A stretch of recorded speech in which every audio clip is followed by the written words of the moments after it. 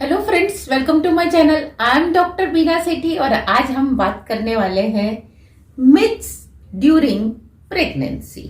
जैसे ही आप कंसीव करते हैं और आप अपने कोलीग्स को, अपने फैमिली मेंबर्स को, अपने पेरेंट्स को ये गुड न्यूज देते हैं कि अब आप फैमिली वे पे हैं, बस उसी समय आपके जितने ही सभी आपके जो रिलेटिव्स हैं, फ्रेंड्स हैं, वो भी एक्साइटेड हो जाते हैं और आपको कुछ न कुछ प्यार के चलते आपको सलाह देने लगते हैं।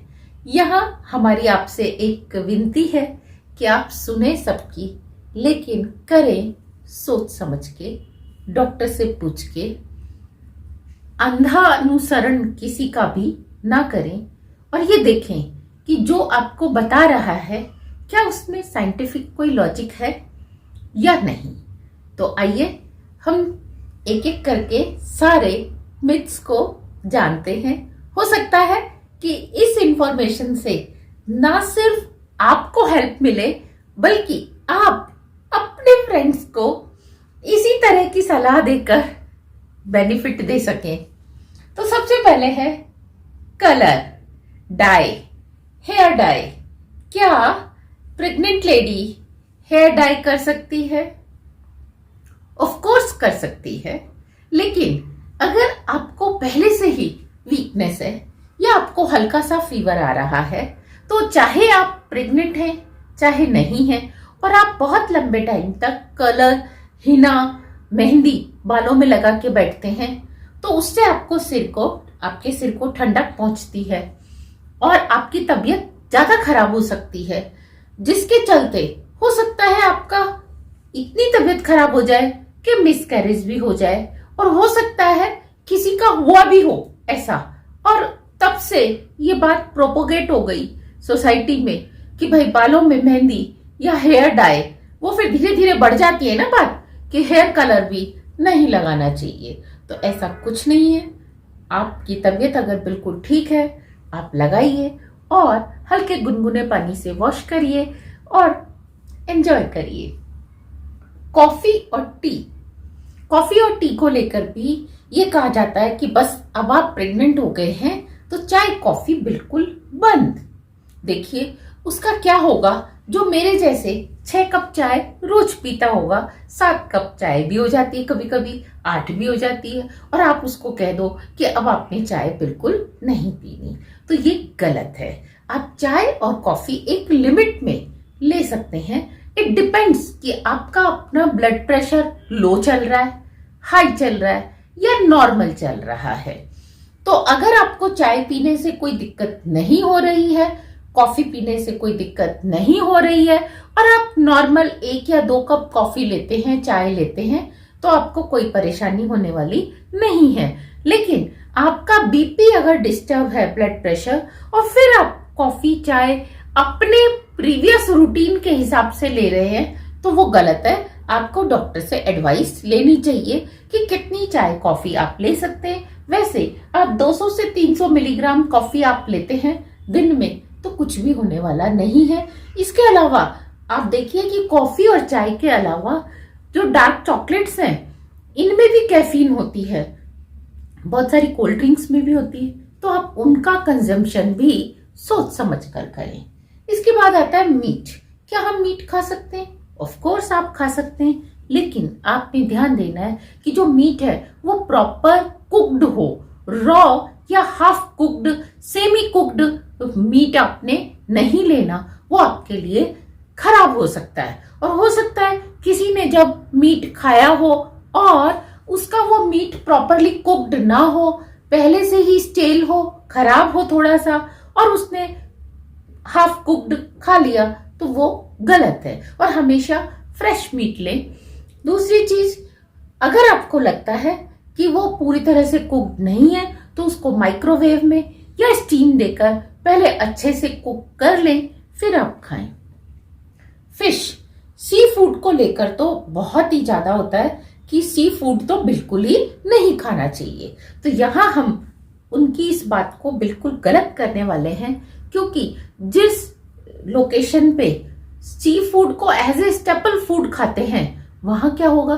क्या फिर वहां लेडीज खाना नहीं खाएंगी? दूसरी चीज, सी फूड ज्यादा न्यूट्रिटिव होता है।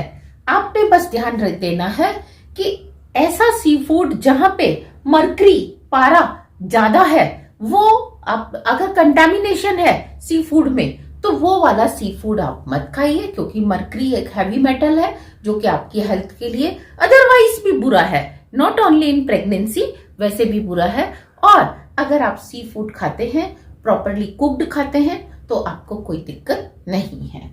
इसके बाद है पेट।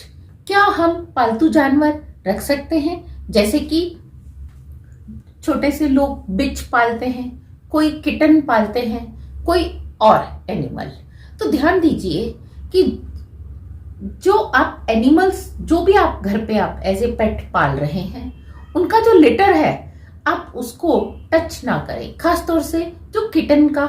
और दूसरी चीज, अगर वो किटन रोड पे जाके, आउटसाइड जाकर वो रोडेंट्स का, चूहों का, किसी और का शिकार करती है और वो खाती है, तो उस कैट का आपने क्या करना है, जो लिटर है, लिटर बॉक्स को ओपन हैंड से साफ नहीं करना। कभी कभी उसमें कुछ इन्फेक्शन हो सकता है। इसी तरीके से अगर आपने कोई बिच या कोई डॉग पाल रखा है तो भी आपने उसको लिटर करने के लिए बाहर लेके जाना है। उसके लिटर बॉक्स को आपने बिना ग्लव्स के नहीं करना।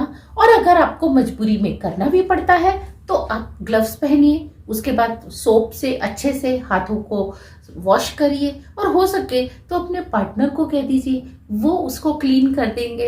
इस बहाने आपको थोड़ा सा रेस्ट भी मिल जाएगा। इसके बाद है एक्सरसाइज। एक्सरसाइज तो आपके जो बड़े बुजुर्ग हैं वो पहले दिन से ही कह देते हैं कि आपने कोई एक्सरसाइज नहीं करनी, आपने कोई वेट नहीं उठाना, आपने सीढ़ियां नहीं चढ़नी। तो देखिए, ये डिपेंड करता है पर्सन टू पर्सन कि आपकी इंटरनल स्ट्रेंथ मसल्स की कैसी है। आप अगर स्ट्रांग हैं और आप 10 किलो वजन भी उठा रहे हैं तो हो सकता है आपको कुछ भी ना हो। लेकिन अगर आपकी मसल्स वीक हैं और अगर आप 2 किलो वेट भी उठाएं तो हो सकता है एक्सरसाइज करते समय आपको कोई प्रॉब्लम हो जाए। शुरू के ट्राइमेस्टर में ना हो तो सेकंड में हो जाए या लास्ट ट्राइमेस्टर में हो जाए। एक्सरसाइज करिए, हल्की एक्सरसाइज जरूर करिए, अपने आप को, अपनी बॉडी को मूवमेंट में रखिए। जो लेडीज ज्यादा रेस्ट करती हैं उस केस में उल्टा उनके सी सेक्शन के चांसेस बढ़ जाते हैं, क्योंकि मसल्स जो हैं वो स्ट्रेच और कॉन्ट्रैक्ट नहीं होती हैं।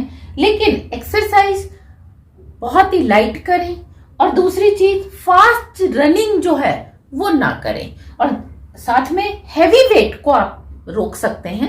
लाइट वेट के साथ आप क्या कर सकते हैं, एक्सरसाइज कर सकते हैं। हल्के फुल्के काम आपको जरूर करने चाहिए। पहले ही दिन से बेड पे लेटना इज नॉट एडवाइजेबल।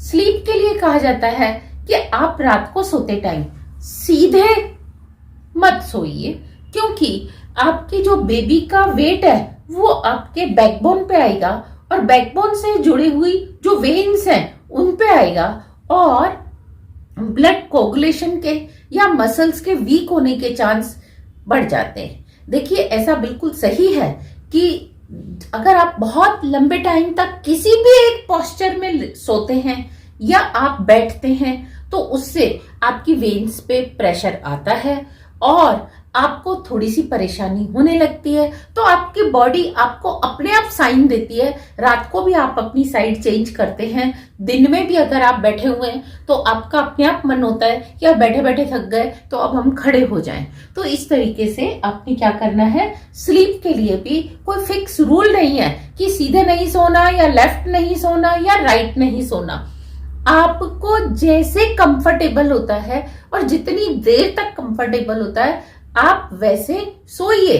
लेकिन अगर आपको कमर में दर्द होता है और एक्चुअली आपका ब्लड जो सर्कुलेशन है वो सप्रेस हो जाता है सीधे सोने से, तो आप स्लीपिंग पिलो, प्रेगनेंसी पिलो आते हैं, आप उसकी हेल्प ले सकते हैं और साइड करके चेंज कर करके आप सो सकते हैं। Actually it all depends on your internal health. अगर आप स्ट्रांग इनफ है तो क्या होगा, आप किसी भी साइड सोइए आपको दर्द नहीं होगा। लेकिन अगर आप इंटरनली वीक है तो आप चाहे राइट सोइए, चाहे लेफ्ट सोइए, चाहे स्ट्रेट सोइए, आपको दर्द होने वाला ही है। आप में कैल्शियम की कमी है, आप में मिनरल्स की कमी है, आप में विटामिन की कमी है, तो आपको दर्द होगा ही होगा। इसी तरीके से कहते हैं स्पाइसी फूड बिल्कुल मत लो। स्पाइसी फूड अगर आप लेंगे तो क्या होगा, बेबी को डायरेक्ट वो टच करेगा, जो हम कहते हैं एमनियोटिक फ्लूइड है उसमें मिक्स हो जाएगा, बेबी को जलन होगी। ऐसा कुछ नहीं है। आप अदरवाइज स्पाइसी फूड को अवॉइड कर सकते हैं क्योंकि ये आपकी हेल्थ के लिए अच्छा नहीं है, लेकिन इससे आपकी प्रेगनेंसी के pre term labour pain start हो जाएंगे या आप सी सेक्शन पे चले जाएंगे। तो this is all about myth. जैसा खाना आप बचपन से खाते आ रहे, नेचुरली आपको वो अच्छा लगेगा। और वंस इन ए वाइल अगर आपको स्पाइसी फूड का मन है, आप खा सकते हैं, थोड़ा सा कम खा सकते हैं, लेकिन स्पाइसी फूड को कट लगाना इज नॉट एडवाइजेबल। इसी तरीके से घी को लेके, देसी घी को लेकर तो इतना बड़ा पहले दिन से ही शायद तैयारी शुरू हो जाती है कि अब हमारे घर में एक प्रेग्नेंट लेडी है, हमें इतना देसी घी चाहिए। और उस लेडी को भी लगता है कि भाई हमारे रिलेटिव्स ने तो 4 किलो घी खाया था, कोई कहता है 16 किलो घी खाया था, तो अब मुझे कम से कम उतना घी खाना है जिससे क्या होगा, बेबी बिल्कुल स्लिप करके बाहर आ जाएगा, सी सेक्शन से आप बच जाओगे। देखिए इस बात में इतनी सी भी सच्चाई नहीं है। लेकिन जब आप घी खाते हैं और आप सोचते हैं कि आप बाजार से देसी घी लेके आए, यहाँ इस बात को आप बहुत ज्यादा ध्यान से सुनना कि जो मार्केट में आप शुद्ध घी लेके आते हैं वो देसी घी नहीं होता, क्योंकि वो लिख ही नहीं सकते अपने उस पैकेट के ऊपर कि ये देसी घी है, क्योंकि वो देसी घी नहीं होता। इसकी जगह वो लिखते हैं प्योर घी, गाय का शुद्ध घी, भैंस का शुद्ध घी, लेकिन वो देसी घी नहीं लिखते। तो अब आप समझ गए, जिसको आप देसी घी समझ के खाते हैं एक्चुअली वो देसी घी नहीं होता। देसी घी वही होता है जो आप घर पे मक्खन निकाल के और फिर गर्म करके आप बनाते हैं, वही देसी घी होता है। और ये कितना खाना चाहिए, देखिए अगर आप दिन में 1-2 स्पून के जितना देसी घी खाते हैं तो वो आपके स्टूल को भी सॉफ्ट रखता है। दूसरी चीज आपके को एनर्जी देता है, स्ट्रेंथ देता है, लेकिन इसका कंजम्पशन लिमिटेड होना चाहिए, क्योंकि ये आपका कोलेस्ट्रॉल भी बढ़ा सकता है। या अगर आप हाइपरटेंशन में हैं पहले से ही, तो ये आपका हाइपरटेंशन और डायबिटीज दोनों को बढ़ा सकता है। तो आप इस चीज को बिल्कुल ध्यान रखिए कि घी के चक्कर में मत पड़िए। जितना आप नॉर्मल घी खाते हैं आप उतना खाइए। खासतौर से 9th मंथ में तो सब सोचते हैं कि अब तो मुझे डेली इतने ग्राम घी खाना ही खाना है। ये गलत है। इससे आपके और आपका वेट एबनॉर्मली बहुत तेजी से बढ़ सकता है, आपके बेबी का वेट बढ़ सकता है। और दोनों ही केसेस में क्या होगा, आपका वेट बढ़ गया तो भी परेशानी और बेबी का वेट ज्यादा बढ़ गया तो भी परेशानी। फिर आप सी सेक्शन की तरफ या प्री टर्म लेबर पेन की तरफ बढ़ सकते हैं। घी को लिमिटेड खाइए। और ये जो बाजार में मिलने वाला प्योर घी, शुद्ध घी है, वो देसी घी नहीं है, ये आपको मैं बता रही हूं। इसी तरीके से पहले दिन से जो आपको एक एडवाइस मिलती है वो क्या मिलती है कि आप 2 मील खाइए, डबल खाइए, यानी कि सुबह भी 2 मील, शाम को भी 2 मील। ऐसी बिल्कुल जरूरत नहीं है। फर्स्ट ट्राइमेस्टर में एक्स्ट्रा कैलोरीज की जरूरत नहीं, बल्कि एक्स्ट्रा मिनरल्स की जरूरत होती है, एक्स्ट्रा विटामिन्स की जरूरत होती है। तो आप जितना खाते हैं उतना खाइए। सिर्फ आप क्या करिए, विटामिन रिच डाइट लीजिए और मिनरल रिच डाइट लीजिए। फ्रूट, सैलेड, वेजिटेबल, आप दाल बढ़ा दीजिए।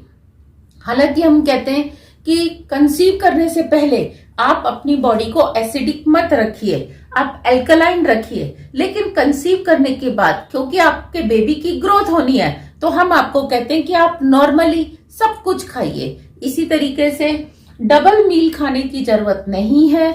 आप सेकेंड ट्राइमेस्टर और थर्ड ट्राइमेस्टर में जब एक्चुअली बेबी का वेट बढ़ता है तो उस समय भी आपको 300 से 400 जो कैलो कैलोरीज हैं उसी की जरूरत पड़ती है, और वो आप हल्के फुल्के खाने से या थोड़ा सा अपना एक्स्ट्रा खा के भी उसका आप रिकवरी कर सकते हैं। उससे ज्यादा की आपको जरूरत नहीं है, और अगर आप ज्यादा खाएंगे तो अननेसेसरी आप अपने लिए प्रॉब्लम्स को इनवाइट करेंगे। बहुत सारी लेडीज ऐसी भी होती हैं कि जिनका थ्रू आउट प्रेगनेंसी जो है 7-8 किलो ही वेट बढ़ता है और फिर भी उनको एक हेल्दी बेबी होता है। तो आप इस चक्कर में मत पड़िए कि डबल खाना खाने से आपका बेबी बहुत हेल्दी, बहुत क्यूट और जैसा आप चाहते हैं चब्बी चीक्स ऐसा होगा, ऐसा नहीं है। इसी तरीके से बेबी के सेक्स को लेके, जेंडर को लेके देखिए, जब आप रिलेशन बनाते हैं उस समय अगर आपने ओवुलेशन डे को बहुत अच्छे से ट्रैक किया, अपनी बॉडी को अल्कलाइन रखा और ओवुलेशन डे को ट्रैक करने के बाद अगर आपने रिलेशन बनाया और हस्बैंड का सीमन में स्पर्म काउंट, मोटिलिटी भी बहुत अच्छी है, तो आप देखेंगे अपने आप से ही बेबी बॉय के जो चांसेस हैं वो बढ़ जाते हैं। लेकिन आपका ऐसा करना, वंस इट गेट कंसीव्ड, एक बार अगर ये कंसीव हो गया उसके बाद आप अगर सोचें कि हार्ट रेट ज्यादा है तो वो बेबी बॉय होगा, हार्ट रेट कम है तो वो बेबी गर्ल होगी, ऐसा कुछ केसेस में हो सकता है, लेकिन हर केस में ऐसा नहीं होता। इसी तरीके से आपके चेहरे पे ग्लो आ रहा है तो बेबी बॉय है, और ग्लो नहीं आ रहा तो बेबी गर्ल है। ऐसा कुछ केसेस में हो सकता है, सबके केसेस में नहीं होता। तो आप कंसीव करने से पहले समहाउ आप मैनेज कर सकते हैं। Once you have conceived, it is conceived. अब आप किसी भी तरीके से उसको ना तो चेंज कर सकते हैं।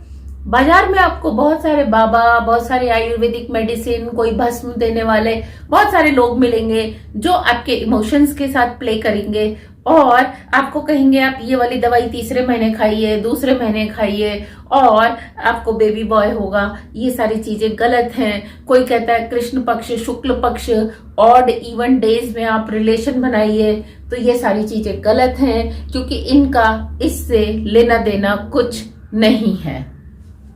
इसके बाद एक कॉन्सेप्ट आता है कि क्या हम एरोप्लेन में फ्लाई कर सकते हैं।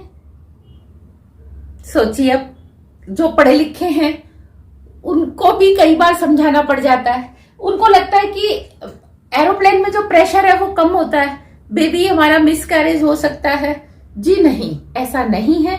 जब एरोप्लेन फ्लाई करता है या वो टेक ऑफ करता है उस समय भी उसका जो प्रेशर है वो मेंटेन्ड रहता है, फ्लाई होने के बाद भी मेंटेन्ड रहता है। और कईयों को ये दिक्कत होती है कि वहां हमें स्कैनर में से पास होना पड़ता है। स्कैनर में ऐसी रेडिएशंस होती हैं जो हमारे बेबी को हम पहुंचा सकती हैं।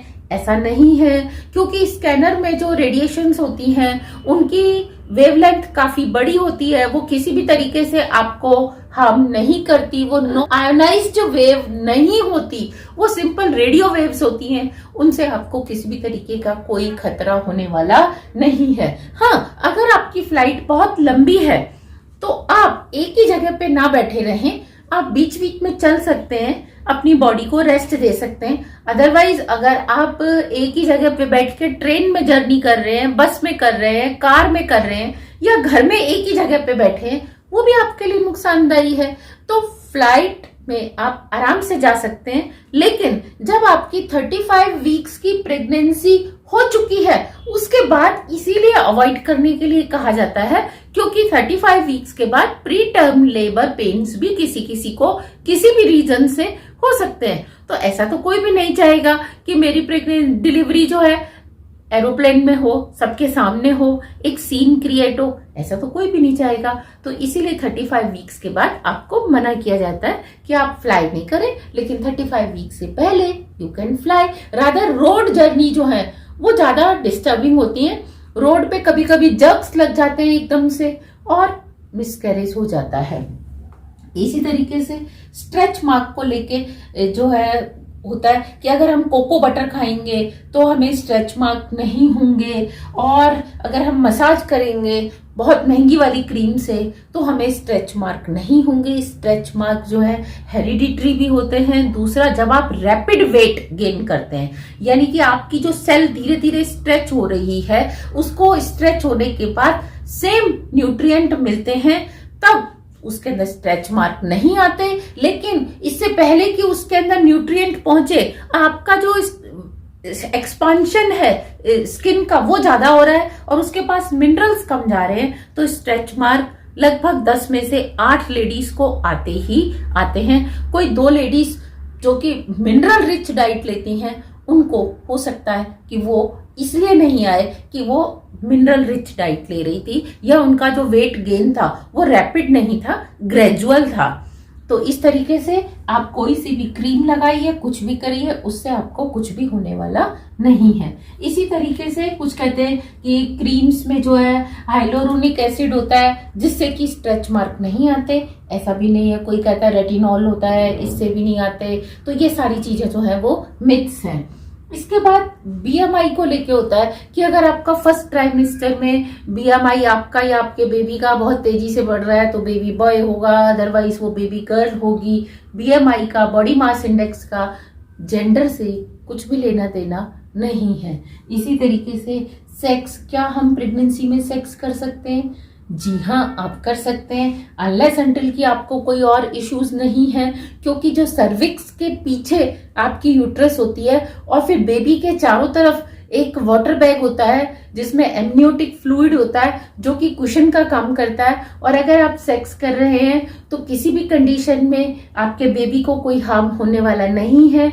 लेकिन जैसे जैसे आपकी बेली बढ़ती है तो आपने ध्यान देना है कि बेली पे आपके पार्टनर का प्रेशर ना आए। इसके बाद एक और जो मिथ हम देखते हैं कि हालांकि आई डू नॉट डिस्क्रिमिनेट, लेकिन क्या है कि कुछ लेडीज को होता है कि हमारा बेबी जो है चब्बी चीक्स के साथ साथ वाइट ग्लोइंग स्किन के साथ होना चाहिए। तो वो ऐसी एडवाइस होती है कि आप कोकोनट ज्यादा खाइए, केसर का दूध पीजिए, इलायची का दूध पीजिए। तो ऐसा नहीं है, लेकिन डाइट का आपके बेबी की स्किन के कलर पे फर्क पड़ता है। कैसे कि अगर आप mineral rich, vitamin rich diet ले रहे हैं तो आपके बेबी की जो स्किन है वो वाइट शेड में होगी। लेकिन अगर आप खाली इसी बात पे आ जाए कि सिर्फ मैं कोकोनट वाटर या कोकोनट खाऊंगी या केसर का दूध पीऊंगी तो वो 100% ग्लोइंग व्हाइट स्किन के साथ ही होगा, ऐसा नहीं है। क्योंकि बेबी जो कलर है वो अपने पेरेंट्स से ही लेता है। बहुत ही रेयर केस में होता है कि वो म्यूटेशन हो जाए और बेबी का कलर जो है वो चेंज हो जाए। लेकिन अगर आप डाइट पूरे 9 मंथ तक अच्छी लेते हैं और उसके बाद भी, डिलीवरी के बाद भी बेबी का कलर कई बार चेंज होता है। पहले बेबी गोरा होता है, कई बार बाद में उसका कलर डल हो जाता है, और कभी पहले डल होता है और बाद में एकदम से गोरा चिट्टा हो जाता है। तो आपने ध्यान देना है कि खाली केसर का दूध और नारियल पानी से कुछ नहीं होने वाला। आप ओवरऑल अच्छी डाइट लीजिए, हेल्दी डाइट लीजिए, अपने बेबी की हेल्थ के ऊपर फोकस करिए, ना कि स्किन के कलर के ऊपर। तो ये थे हमारे सारे मिथ्स जो कि हमसे व्यूअर्स बहुत ज्यादा पूछते हैं। आज के बाद मुझे लगता है आपके बहुत सारे क्वेश्चन अपने आप सॉल्व हो गए और आप औरों के करने वाले हैं, उसी तरीके की एडवाइस आप औरों को देने वाले हैं। Stay healthy, happy pregnancy.